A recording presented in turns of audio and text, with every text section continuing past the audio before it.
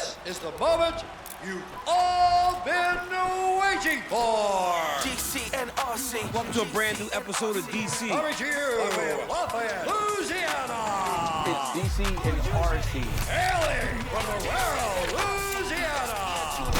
It's fight night. Catch your right hook in your right eye. Change how you look. Daniel, Cormier, and Ryan Clark. The champs are here with battle scars. It's warfare. Louisiana's in the air. From Aurora to Lafayette to Los Angeles to Times Square. If I could go one show without you going, I'm Super Bowl champ. When the mic's on, it's showtime. DC and RC, we winning Super Bowls and Emmys. And Daniel got 2 belts around the belly. UFC history, Daniel Cormier. Hey, I'm DC, 2-division champ. I ran the UFC. Cause we asking all the tough questions. This guy's the worst, honestly. I don't know how you can do a show with DC, you broke my heart. This is MMA, mixed martial all-stars. And we about that grind and pound, so be on guard. And we going round for round, cause we want it all. But there can only be one in the octagon. DC and RC, DC and RC, DC and RC, ESPN, tune in to see.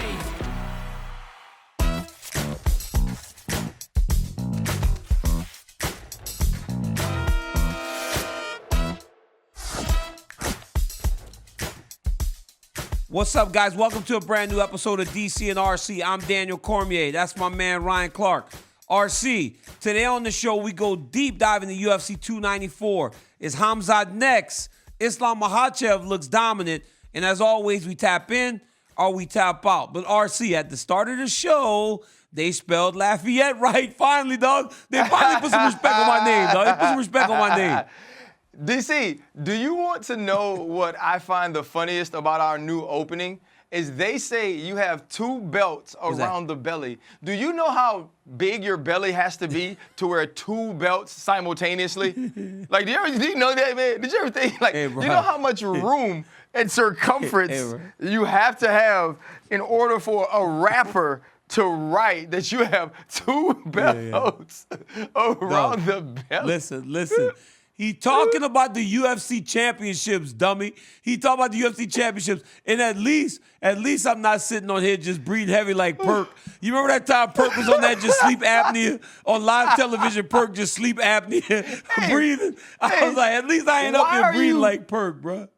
Hey, why are you snoring while you're awake, Perk? Like, what the hell is going on? DC, no, don't try to escape it. Don't try to escape it. You're gonna come on all professional. We're gonna talk about the UFC fight this weekend, and is Khamzat next? No, I want you to tell the entire world the idea you gave the DC and RC group chat. You're not worried about who Khamzat Chimaev fights next.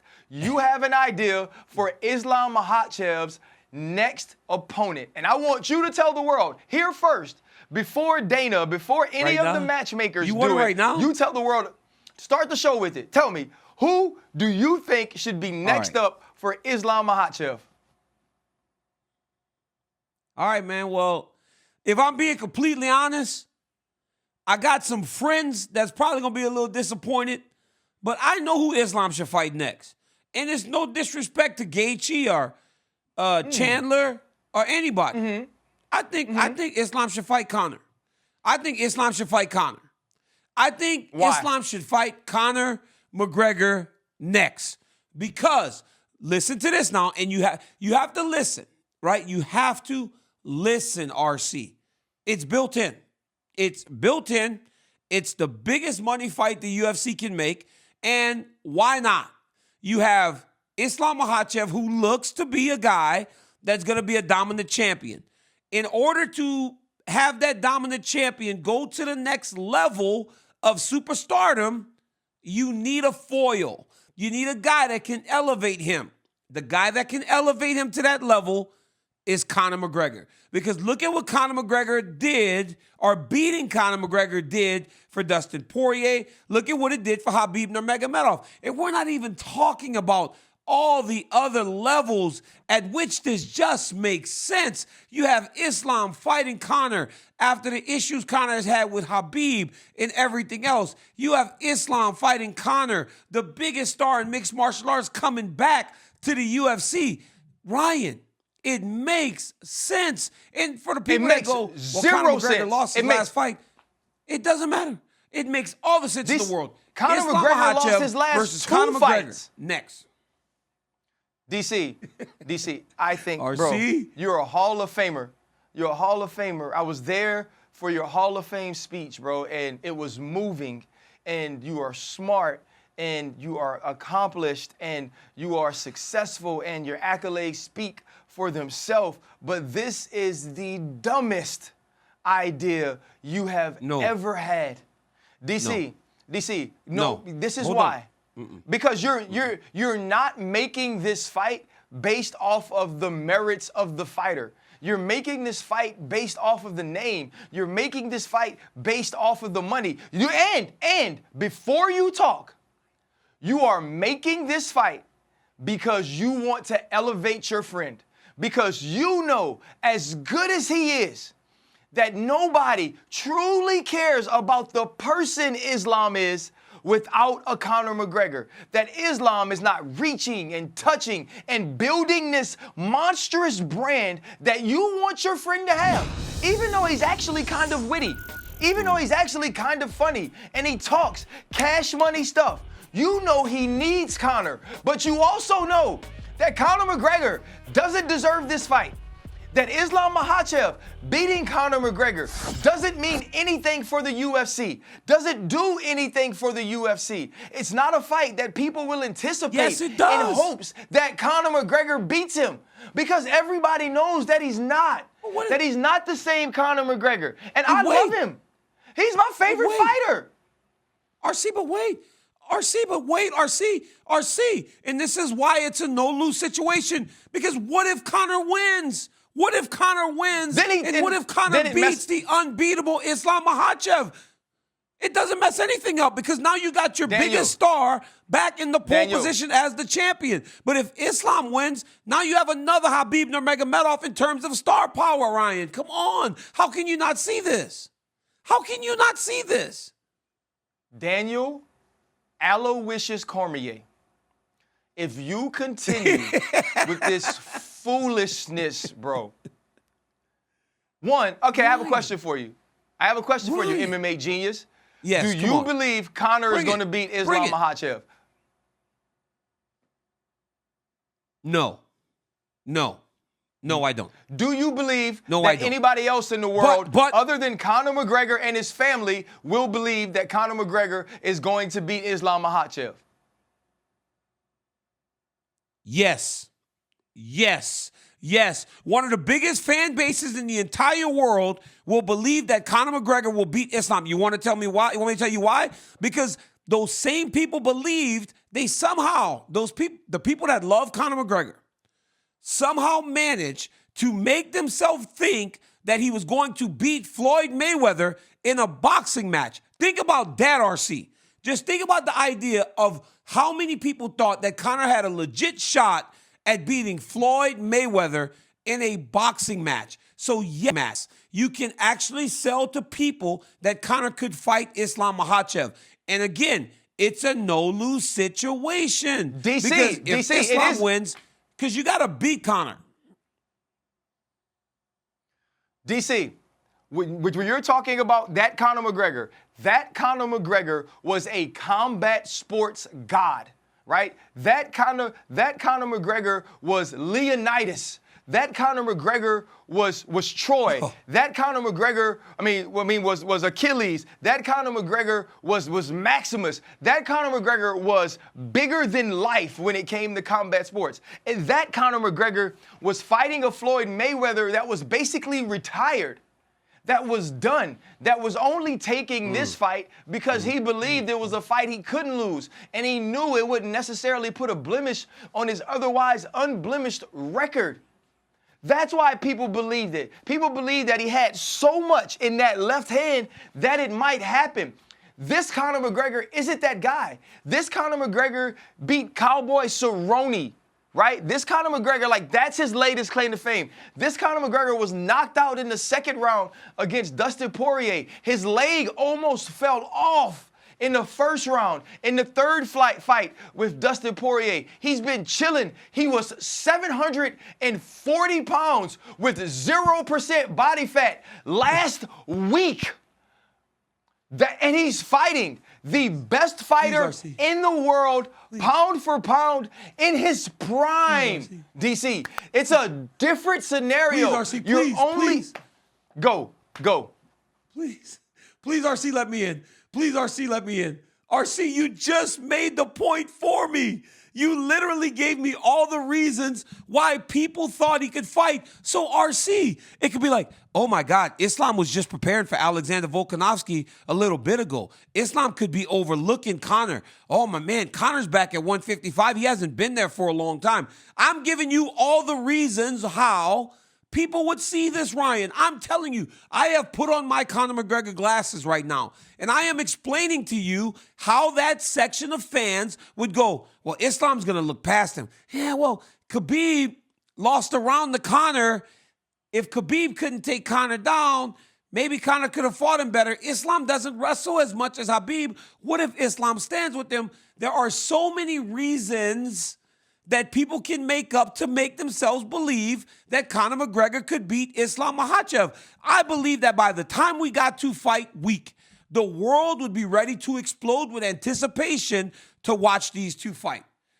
Ryan, I'm not so far off base. And you know what's crazy? It's hard for me to sit up here and listen to a guy that went on national television and goes and said the words, this outfit just says, this guy don't give a damn. It's hard for me to it's really hard for me to sit back up here and get scolded by a dude that said on national television because of the guy's outfit, he don't care. So it's like, I'm telling you, Ryan, if you think I say some outlandish stuff, I've seen you go crazy before. So, dog, tell me right now, Ryan. Tell me right now, Ryan Clark, you as a fan of the sport, you as a fan of Conor McGregor, I didn't make you at least think about it a little bit like, well, what if he lands the left hand? What if Conor back at 155 is the Conor of old? Then what happens? DC, and I can also point to the fact that, hey, Islam has lost the fight. DC, this is what's going to happen. I'm going to watch the fight. I'm going to pay for the fight if I have to pay for the fight because I love Conor McGregor that much. I think Conor McGregor is that fascinating of a human, of a fighter. In my MMA mind, in my sharing and co-hosting an MMA podcast with Daniel Cormier brain, I'm giving Conor McGregor zero to little chance to win this fight. And you're right. In my heart, I'm going to sit here because I love Conor McGregor and say, if there is still some magic left in Thor's left hand, may God rain down and bless it with the lightning that it needs to execute the job. Absolutely. And am I going to FaceTime you from the ESPN suite as you sit octagon side watching that fight, screaming and telling you I told you so? You're freaking right. But the chances of that happening are as high as the chances of me and Yanka producing baby number 4. And I have a vasectomy. RC, listen to me, RC. Listen to me, RC. But there it is. There it is right there. You saying, boy, if he does do it, I would be calling you screaming. There it is. And there it is right there. Islam Makhachev have just walked out the octagon with $10 million. Islam Makhachev has just fought the biggest fight of his entire career. Islam Makhachev has now got from 7 million DC, Instagram followers or whatever he has to 20 million. What's your cut, DC? There is no cut for me. There is no cut for me. There is no cut for me. I'm just telling 3%, you, I like big 5%. fights. Dude, this dude right here. This dude right here trying to act like I'm in on the deal. I'm not in on the deal. I'm just saying I think that's the fight to make because I believe it's a no-lose situation. But let me kind of get back to myself. Last weekend, I watched Islam fight against Alexander Volkanovski. Ryan Clark, the best pound-for-pound fighter in the world. Hands down, yeah. The guy is walking this planet with no weaknesses. How do you have zero weaknesses in mixed martial arts? He can wrestle. He can strike. He's in shape. And now he's making weight much easier than before. How can Islam Makhachev be any more impressive than when he did last week to Alexander Volkanovski? He can't. He can't. And, you know, I don't necessarily hate on Islam, but I do grade him on a curve based on how much you love him. Based on the fact that I know he has a Khabib-like affection for you. But what we saw was absolutely phenomenal. It doesn't matter that Volk took this fight on short notice. It was a perfectly placed head kick that was set up with feints throughout the first round. And it was the efficiency in which he delivered it. It was the quickness in which it occurred. And it was the versatility that it showed to me. If you think back to the fight versus Charles Oliveira, coming over the top with the right hand, submitting the leading submission artist in the history of the UFC. And then there were questions raised by his fight with Alexander Volkanovski because Volkanovski was able to withstand Islam Makhachev on the ground for 5 rounds. But that fight and that finish left zero doubt in anyone's mind who is the king of the UFC pound for pound right now. It was impressive. DC, you've always said it. DC, you've always backed him, whether it's been watching him train or watching him fight in the octagon since becoming one of the top fighters or one of the most impressive fighters in the UFC. And this, by far, to me, was the cherry on top of the ice cream sundae that has been his career thus far. I have so much respect for Alexander Volkanovski, and to see him beaten in that manner, like I said, no matter the circumstances, was truly impressive. Yeah, it was very impressive. And RC, you know what's crazy to me? The fight was on short notice, and I understand that it would be very difficult to get in shape for a fight of this magnitude in that time frame, but also the timing. That's something else that you develop over the course of a training camp. You develop timing. And for as good as Volk is, and he never stops training, I don't anticipate his timing was as ideal, and that may have lent itself to the high kick. But I know what I saw in there this weekend. I saw Islam Makhachev that was focused. I saw Islam Makhachev that was intent. And I saw Islam fight in a manner that showed you that he wanted to put separation between him and Alexander Volkanovski. Because that's what Saturday night showed. That's what Saturday night showed. Saturday night showed the attitude of Islam. Oh, you guys think that me and this guy are equals. Let me show you that that's not true. You guys think that this guy can compete with me. Let me prove to you that that's not true. You guys think that he won? No chance. That's what last weekend was. That was Islam fighting with that type of mindset, and that's why that happened. Because, RC, before I let you in, I felt like Islam might have overlooked him in fight 1, and I thought it ultimately cost him. But Alexander Volkanovski loses nothing in this. He's still one of the greatest of all time. I feel like he just ran into a guy that is just better than him in mixed martial arts, and that's nothing to be ashamed about. I actually had a question, DC. I don't have a statement. How much does Alexander Volkanovski not getting the opportunity to have a full training camp for this fight play into this result? I think it plays into it because I don't believe that he was able to get his timing on. Timing is so important, RC, to be in front of a guy for 8 weeks or multiple people trying to prepare for someone. So even when you're sparring, like RC, you and I could get into the gym today, and you and I could spar for 10 rounds, and we would literally just be touching each other. And I would be hitting you light, and you'd be hitting me light. But the moment you got to fight, we would go into an octagon, and then we would really spar. And we're punching each other as hard as we can. And we're fighting like we're getting ready to fight. Therein lies the difference. He was training before, but he was training. He wasn't preparing for a fight, which does hurt. But I don't know, RC, if him being prepared would have changed much with the way that Islam looked on Saturday night. Yeah. The dude looked, I mean, he just looked really, really good, man. From the inside, he set up that high kick perfect. Yes. And Coach Javier told me that it was his coach Muhammad that had prepared him and worked on that same combination over and over again. and it got home for the champion. Yeah, you know what was the most fascinating thing about that head kick landing was Volk actually had the hand where you would coach him to have it. You know, the kick was just slightly above the hand, and I think part of that is also the height difference as well.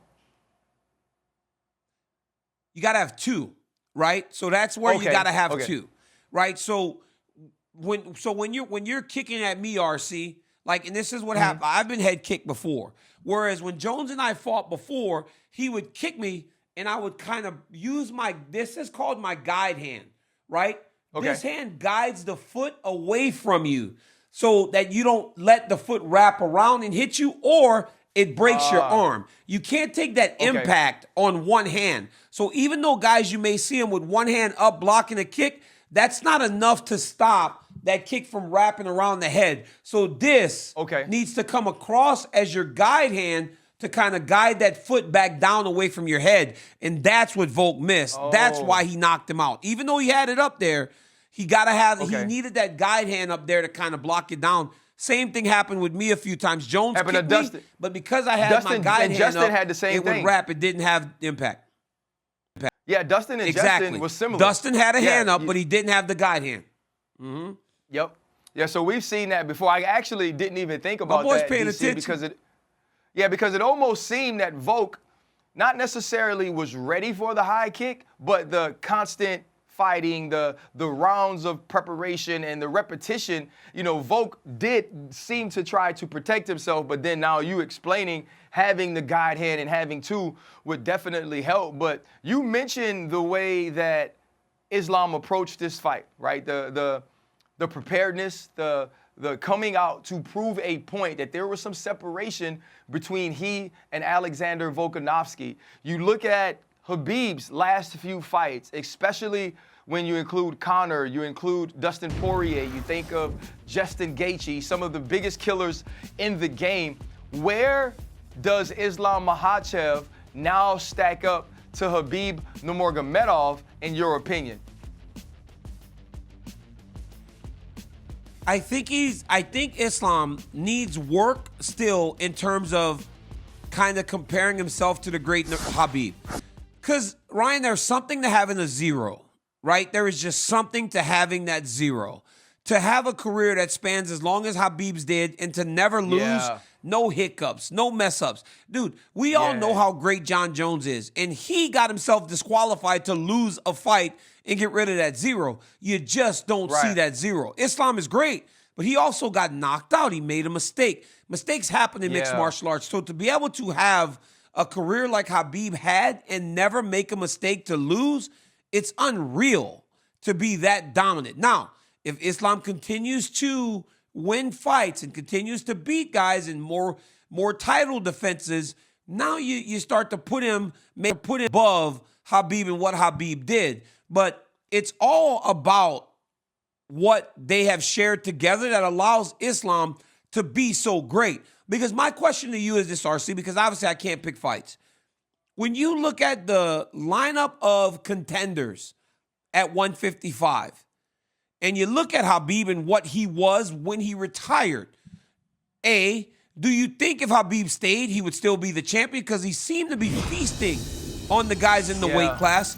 And B, do you think any of those guys fare any better against Makhachev? I'm meaning Poirier, Gaethje. We already saw Oliveira. I'm talking Chandler, Dariush.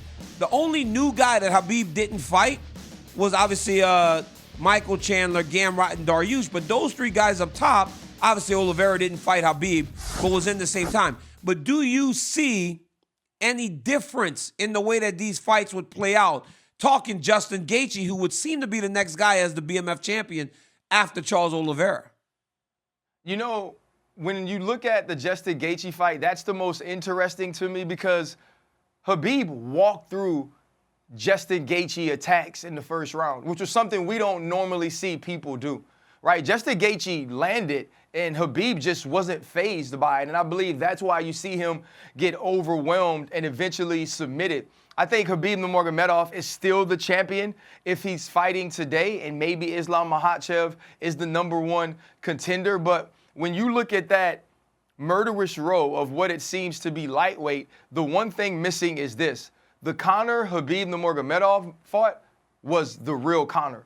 Was a Conor who I put above the Dustin Poiriers and the Justin Gaethjes and the Michael Chandlers and the Beneil Dariush's and the Charles Oliveira's. He was that explosive, that phenomenal, that fantastic at that time, that dynamic. And so I think Khabib Nurmagomedov, to me, still stands as the GOAT of that division and probably, along with John Jones, the GOAT of all time. But this brings us to something else. Khabib Nurmagomedov, he walked away from this sport before people thought he should have.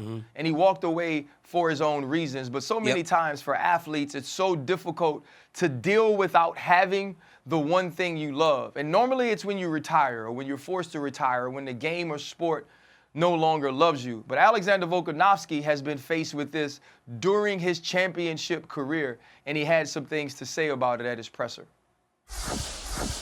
I'm not going to, I don't want to sit there and obviously make excuses, you know what I mean? So, obviously I'm a big believer in preparation and stuff like that, but, I back myself. So that's the decision I made, you know what I mean? I probably made decisions, I could have made better decisions but, again, he's not somebody you should be taking a short notice with, but I needed it. Again, obviously a lot of people will say it's for the money and all that, but it was much more than that. It is hard. It really is hard for athletes. Sorry. I never thought I'd struggle with it, but for some reason when I wasn't fighting or in camp, I was just doing my head in, I needed a fight, and then this opportunity come up, and I'll be honest, I wasn't training as much as I should have, but I thought I had to, I had to do it. I had to take it. I thought it would be, I'm telling myself it's meant to be. Obviously, I was struggling a little bit, not fighting, doing my head in. I don't know how. Everything's fine. I've got a beautiful family, but I don't know. I think you just need to keep busy. So that's why I just ask the UFC to just keep me busy, because I need to be keeping busy. I need to be in camp. Otherwise, I'm going to do my head in. So that's. This is a very real thing, and the one thing I love about sports is sometimes the openness and vulnerability it brings out of these men we admire so much for their strength. Alexander Volkanovski is at the top of his game. He's one of the pound-for-pound best fighters in the world right now, one of the best that has ever done it in totality. And even in the midst of his championship reign, he has a problem, or he struggles without having a fight set, without having that schedule to live by, without having that thing to strive for. He's letting you know it's difficult for him. And how much that even played into him taking a fight that I think, listening to him now, he even knows he shouldn't take on short notice. And so many fighters and so many players face this when they retire, when they're asked to give the game up, or when the game shows they no longer love them, or when their bodies doesn't allow them to do the things they once did. And so to hear Alexander Volkanovski talk about doing his head in and living in his head and dealing with the different things that go on when you're inactive, it's such a real thing to me, because in my career, I faced this in the off season. That's why I trained so hard. I always wanted to have something to wake up and focus on. I wanted to always have something to wake up and win or lose and just know the score. And that's the hardest thing when you move out from football, right? It was the hardest thing for me in getting into this job. It was like putting all this preparation in, putting all this work in, but there was no scoreboard. There was no scorecard. It's just somebody else telling you what your worth is. Right? It's somebody else saying you did a great job, or somebody else saying I didn't love it, or somebody else saying, yeah, you've earned this opportunity or you haven't earned that one. Like, fighting gives you those scorecards. Playing football gives you that scoreboard. It gives you that destination. And yeah, the journey is fine, bro. But without a goal and without a destination and without a reason to strive for something every day, it does get hard. And all you can do is criticize yourself, think about yourself, forget what's good, and think about what you don't have. And so for Alexander Volkanovski, man, I hope they do keep him busy. But more than that, I hope he finds what he needs in order to be whole and content away from the octagon, because I understand that feeling so much, because it's the same sort of feeling I would have without a football. And I'll say this before I give it to you, DC. I tell people all the time, it's only 2 things in my life I've ever been in love with before they could do anything for me, and the first time I ever touched it. And that's my kids and a football. And I think for fighters, it's very similar to that as well. Yeah, man, that's actually a great point, RC. You don't realize like how much you need these things. But Alexander Volkanovski, that was very hard for me to watch. Like, it's sad. It's so sad. Even inside the octagon, when I was interviewing him, I could feel his, like, he was let down. And, man, we love Volk, right? We have him on the show a lot. And he's always great. He lifts up the spirit. He's got a great attitude. He's just an amazing guy. So to watch him go out like that, even though a guy that I call a dear friend, it does suck. But I think what you're dealing with is the fear, right? There's that fear. And we're talking about a guy that's still the featherweight champion of the world. He's not going home to nothing. I remember when I fought John Jones the first time, RC, and I lost at UFC 182, and I was at the post-fight press conference. I got the guys pulling the video, and I'm crying, RC. And I was crying because I lost, but I was crying because I was afraid of what life looks like now. Because now I don't have that ultimate thing to chase down, right?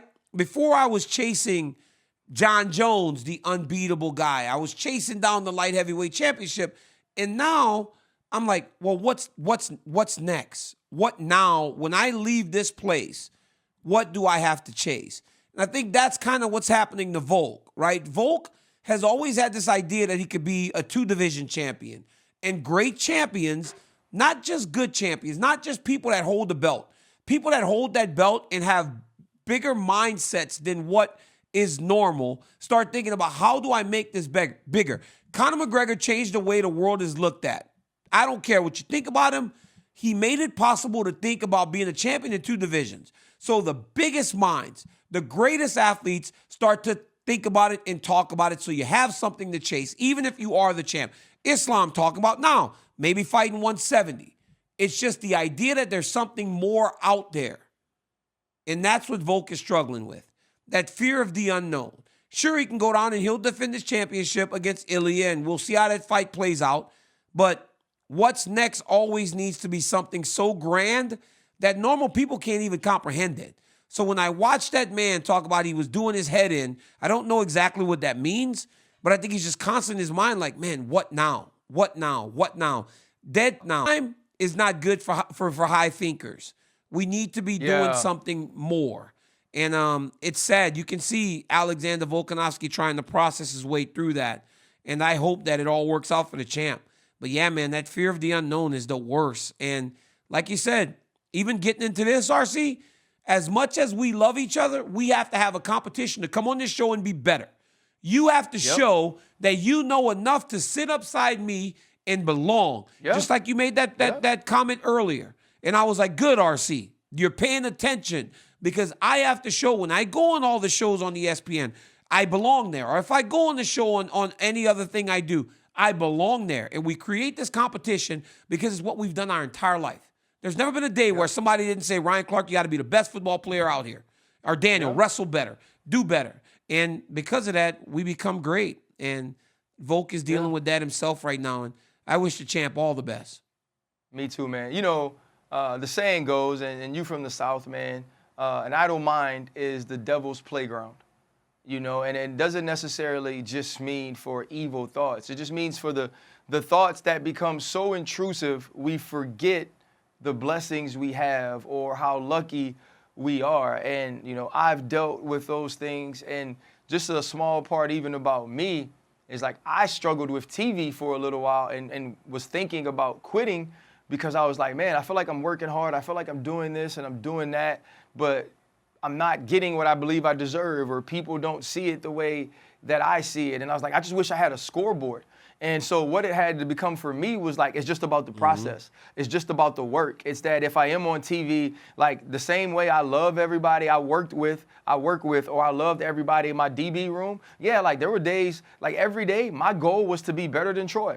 Whether it was possible or not, I didn't know, right? But I had to fight to do that. Like that was what got me up in the morning. And when he had a pick, hell yeah, we both had a pick. That's the way it felt. Like, that's my best friend in the world. But still, it was, like, I got to go out and compete. And that's what I had to turn this into, right? Yeah, I'm on with Dan. I'm on with Marcus. I'm on with Daniel. I'm on with Mina. I don't care. Like, I got to kill him. And do we do it as a team? For sure. But I want to be prepared to be great. And so, we truly, got to see that with Volkanovski, though, the insecurities, the difficulties that athletes do go through, even at the height of their success. And I think now, you push forward and you look at the co-main event between Kamaru Usman and Khamzat Chimaev. And, Kamaru, after the fight, speaking with our own Megan O'Leary and saying, like, you almost forget what it's like, right? You forget that you can lose when you're 20-1 or whatever it is, and you've had this long reign at welterweight, and then you say, you lose by the slimmest of margins in Salt Lake City with the head kick late in round 5, and then you lose the decision in London. You take a fight on short notice against someone you could have been fighting at welterweight if you were still the champion, and you don't win. And so now when you look at this fight this weekend from Khamzat Chimaev and Kamaru Usman, what did you learn watching that octagon side? Last real quick point. When you talk about your teammates competing, all ships rise. All ships rise when we all have those competitions with each other. That's why you guys do such great TV together. And that's why we are able to build the chemistry that we build because of that. But when we talk about the co-main event, I spoke to Kamaru Usman, right, on Wednesday, and I asked him this question, RC, and Kamaru, he's a guy that we like to have on the show. There are times where we will have him come and take my seat, and he's very smart. Yeah. And I asked him, I said, Kamaru, is this one of those times where you're either going to win, or does the world look at you like you need to start to figure out what's next? And he said, when in the bleep did we get here? When did we get here? He goes, I was putting it on Leon. He goes, and then the second fight was what it was. It was close, but it was very close. When did we get to a point where I'm up against it? Like, I'm done. He fought Saturday night like he believed that. He fought Saturday night like one of the greatest welterweight champions of all time. He didn't get it done, but he showed that he belonged. And RC, the moment Kamaru Usman walked out of that octagon, I was next to the octagon to give him a hug, because you have these relationships with people, and sometimes they're bigger than just broadcaster. I've known Kamaru since he was a young man, so I gave him a hug, and he said, I should have took 5 rounds. This fight last Saturday, was it more about Kamaru Usman just being tough, or was it more about Khamzat Chimaev really fighting a guy that has been to the top of the sport? Because for me, I felt like regardless of what people think, he passed the test. He beat one of the greatest welterweights of all time. I don't care what it looked like. He beat one of the greatest of all time. No, I thought this was Khamzat Chimaev winning a fight. I thought it was Khamzat Chimaev taking down a man who seemed like it was impossible to take him down throughout his reign as the welterweight champion. And this is what happens when two good fighters get inside the octagon together. Now, I know what's going to happen, right? People are going to say he has to fight a true 185-pounder.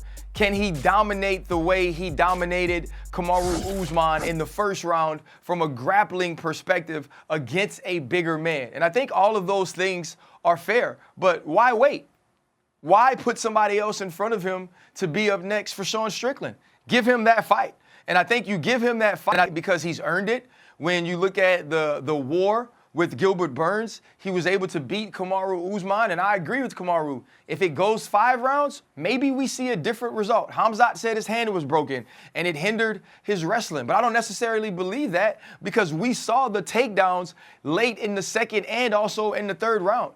I think this was a difficult fight against a man that has logged an extreme amount of championship rounds at a very high level. This is a future UFC Hall of Famer in Kamaru Usman, who Khamzat Chimaev just beat, who I felt like was already on a fast track to be one of the guys to get an opportunity at the belt, and I believe he earned it. I also believe Kamaru Usman showed us that he is still a very viable fighter, a very logical championship contender in either of these weight classes.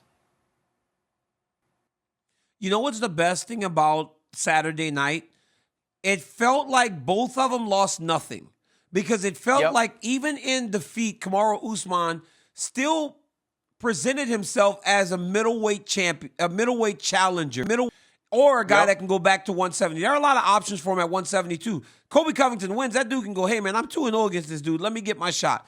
But I want to focus on Khamzat Chimaev. I loved his message after the fight. He was fighting. Beautiful. He took notice of the world. Obviously, you know, their religion and everything going on around the world. I will not get into that. But I'm saying he took note of humanity and spoke for everybody, not just one side of the equation. He fought the way that he needed to fight to get it done against Ryan, what I believe is the toughest matchup for him. I believe that some of the other guys in that division are better style fights for him than Kamaru Usman was. One of those guys who Khamzat feels he has a distinct advantage over is the champion Sean Strickland. Obviously, we're talking about Sean Strickland as the guy that's going to fight him next. Sean goes, he's not earned it. He doesn't expletive deserve it.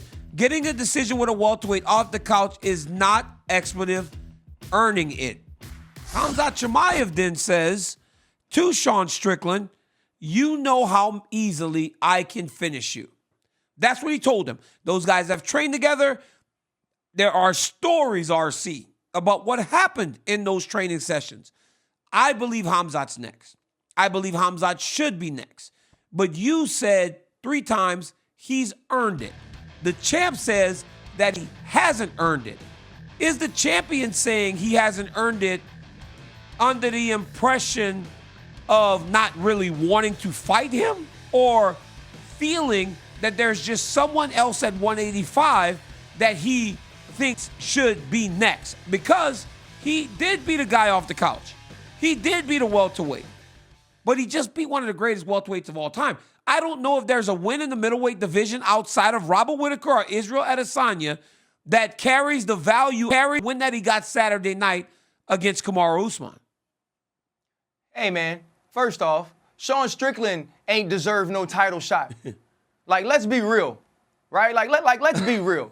Sean Strickland didn't deserve that title shot. Sean Strickland got that title shot because we wanted Izzy to fight on that card because it was back at home, correct? He was supposed to fight Dracus du Plessis. Dracus fight, so they put Sean in the fight. Sean ain't deserved that fight, but he got it. So I don't want to hear none of that from Sean Strickland. Sean Strickland, you ain't been the champion long enough. Sean Strickland, you ain't done enough to say who should and should be your next challenger. So that's the first thing. Secondly, Khamzat Chimaev has earned this opportunity. What I'm also not going to say is that Sean Strickland's scared. I've seen the dude fight. I've been around him. I've watched him step inside the octagon with whoever they put him in there with. He ain't scared to fight because I feel like you have to have a certain level of logical thinking in order to be scared. And this dude don't think logically. So he ain't scared, but I do believe it's a tough fight for him. I don't necessarily think that there's just somebody at 185 who deserves this shot, unless maybe you think that Dracus beating Robert Whittaker puts him in that position. That could be the only conversation I think you have. But let's be real. The same way you spoke about what it means to have Conor McGregor in a championship fight against Islam Makhachev, it's not, Khamzat Chimaev doesn't bring that but I believe he will bring more eyeballs to this fight. There will be more interest in how Sean Strickland handles him than it would be a Dracus du Plessis, and that's why I think this is the fight to make. Yeah, I believe so. And I do agree with your point. Sean Strickland is afraid of anybody. And if I'm Sean Strickland and I watched that fight and I watched the way Kamaru became more successful as the fight went longer, then I'm actually pretty excited because the one thing you know is Sean Strickland is not going to get tired. He's not going to not fight. He's going to be in your face on the gas the entire time. And he did just beat one of the greatest middleweights of all time. So there is no reason for Sean Strickland to be afraid. But there is stories of what happened in the training room. But those stories don't necessarily relate because do you remember Cody Garbrandt and TJ Dillashaw? The whole thing was how Cody Garbrandt just knocked out TJ Dillashaw. And that is essentially what the fight was built on. 2 fights in the octagon, TJ Dillashaw knocks him out in the same exact way in fight 1 and in fight 2. So it doesn't really matter what happens in the training room. It's what happens when you step inside the octagon. I know that Sean Strickland is an absolute killer. And he showed in that last fight, RC, that he is as good as they come at middleweight. And for Khamzat Chimaev to beat him is going to be very, very difficult. But we do have a guy now that is a legit middleweight contender with a great style for that weight class that can present a lot of problems for a lot of guys in that weight class.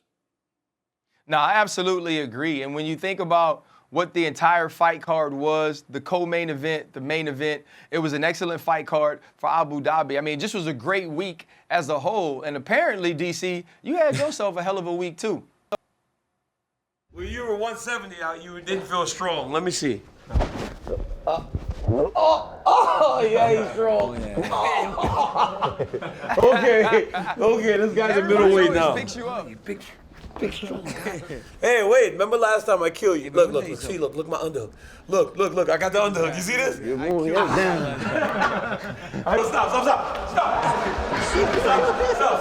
My back. Stop. What's happening with your back? Stop. It's down. Oh my God. Stop, you're gonna hurt yourself. Stop, you're gonna hurt yourself. You gotta fight me. Hey, bro. Then I'm scared because he's gonna hurt himself. You want to wrestle me? Don't. I low-key want to hit you right now. You on me? Okay, maybe not hit you. You want to wrestle me? Yeah. You know I've been beating your ass since I've been whipping your ass since 2008. You can't get in the stance for a minute right now. I'll pull your. I got that old back don't work no more.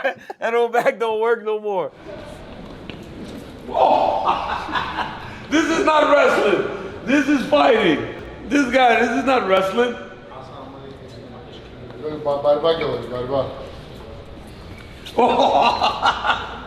Yes. Oh. This is a good one. Mike, you start barking at her. You got that dog in you, Mike. Bro, that dog in him, RC. He got that dog in him. DC, bro, why y'all be letting Hasbulla hit y'all and stuff? I'm gonna be honest. No, bro, y'all can't let me around him. Hey, bro, listen. I thought me and Hasbulla were gonna wrestle, and then he stole on me. He hit hard, yeah. Hey, RC, he got some power in his hands. Hasbulla got some power in his hands. Hey, bro, he be driving Cassandra up all, dog. He just be pointing at her laughing. She can't stand that dude. That's so funny, bro. Hasbulla is a grown man. I do not care that he is tiny. I will put hands on Hasbulla. RC. I'm letting you know right now. RC, can I tell you something? RC, can I tell you something? RC, when he like we wrestled a little bit, then when we take a picture, you pick him up and you kind of hold him. Everybody's like yo, he's a grown man. Like, y'all stop picking him up and holding him like a child, man. He's the best, bro. He's the best. No, he's the best, bro. He's the best. But RC, how about them dudes just be picking me up? I'm like, yo, stop picking me up, man. Stop picking me up. It's because you're fluffy. You're fluffy, and they want to play with you like a big teddy bear. That's all. You're the teddy bear of the UFC. So stupid, Jake, let's tap it into man. All right, guys. At UFC 294, there seemed to be something wrong with the round horn. Shot a bullet, emptying out all the 3 on the other side. Round 3, it is yours next. Stop. Fighting from the outside. We got some horn issues tonight. DC, tap in or tap out. That horn was the worst part of UFC 294. It sounds so bad. No, I tap out. I actually tap out. It was horrible. The round horn was horrible. I don't know what was going on, bro. That mug was going, but like, it was horrible, but I tap out. The worst part of UFC 294 was that official, that doctor, bro. That doctor dude was stopping out there, dude. The worst. Bro, we're on a group chat after he stops Johnny Walker, and I was like, hell, if y'all asked me where I was in Abu Dhabi, I wouldn't know. Like, how did this man, like, that guy was the, and then he tells people, you ain't get hit that hard, it wasn't illegal. How the hell these ain't your balls? Like, F that, man. Yeah, I agree. I tap out. I agree with DC. It's the doctor. All right, guys, this coming weekend, Tyson Fury and Francis Ngannou finally take the ring in their highly anticipated boxing bout. RC, tap in or tap out. Fury wins decisively Saturday. I tap in. I think whenever you're talking about these great fighters in combat sports and you're asking one to go into the realm of the other, that normally that one will be dominant. And I think Tyson Fury fighting Francis Ngannou in an actual boxing ring with boxing rules and regulations, he dominates this fight.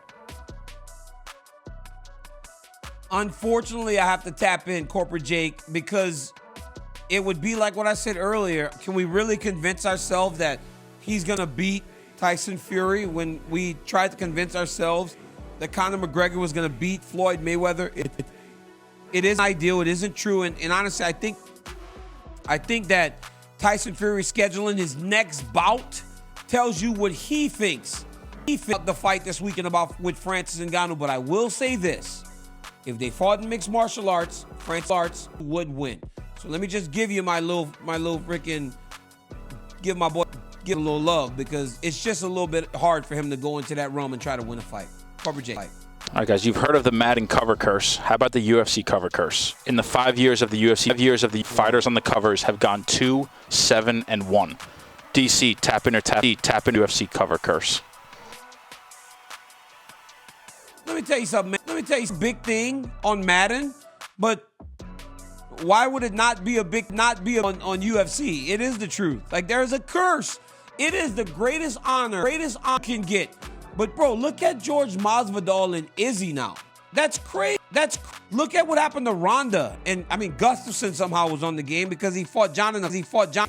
John Jones actually elevated Alexander Gustafsson to the point that he was on the cover of a video game. But I mean, now you got Valentina and Volk lost. But still, Volk, is it really a curse, RC, if you lose a bid to become a double champion, but you champion your belt? No. Is it really a curse? No, I think it's a loss. There is no curse, but I also think you have to remember this. In order to cover of that game, it means you've elevated to where you're only best of the best. You're only fighting the top of the top. And eventually that catches up with you. There are only so many Islam, so many Khabib Nurmagomedovs and John Joneses. So, you know what? I tap out. First, it just is what it is. RC, I'm a character in the game and I'm on the commentary. UFC 5 for the rest of you. But I've had UFC 5 RC before I went to Abu Dhabi, so I want all the smoke. Your boy cheating, RC. I've been having the game for like 10 days now, and the game just coming out this week. But UFC 5 comes out this week. Get your edition. Find me online and come get your butt whipped by the champ. DC. Corporate Jake. You know what the crazy idea? The fact that you'd be cheating in something. Yeah, never heard of that. Go ahead, Corporate Jake. All right, guys, last one. The UFC posted a video of some superstars riding a roller coaster at Ferrari World in Abu Dhabi. This roller coaster shoots you to 150 miles per hour in 4.9 seconds. RC, tap in or tap out riding the world's fastest roller coaster. I tap out on that. What the hell I got to prove in life? I done played football.